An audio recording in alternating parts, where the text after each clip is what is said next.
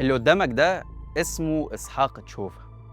حارب ضد الجيش المصري في حرب 67، وكان ضمن سلاح المهندسين اللي بنى خط بارليف على ضفة قناة السويس بعد احتلال سيناء. لكنه النهارده بيمد مصر بالغاز وبيعقد معاها أكبر صفقة اقتصادية في تاريخ دولة الاحتلال بقيمة 35 مليار دولار. تشوفا اتولد لأسرة يهودية في ليبيا، هاجرت وهو طفل رضيع لفلسطين المحتلة.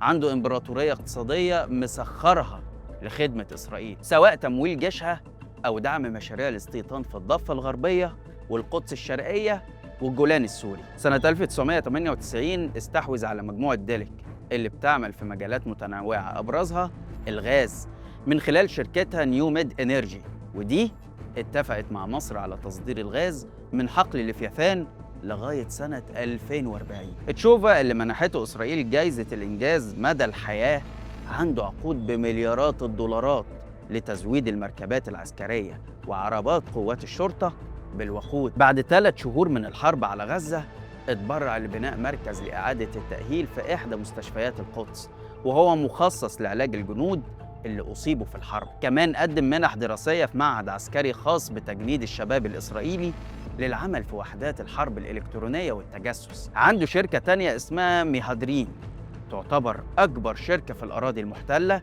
لزراعة وتصدير الحمضيات والتمور والفواكه اللي بيتم زراعتها وتعبئتها في مستوطنات غير قانونية. الأمم المتحدة أدرجت شركاته ضمن قائمة الشركات الداعمة للاستيطان، وده اللي تسبب في انسحاب الصندوق السيادي النرويجي من الاستثمار في شركاته.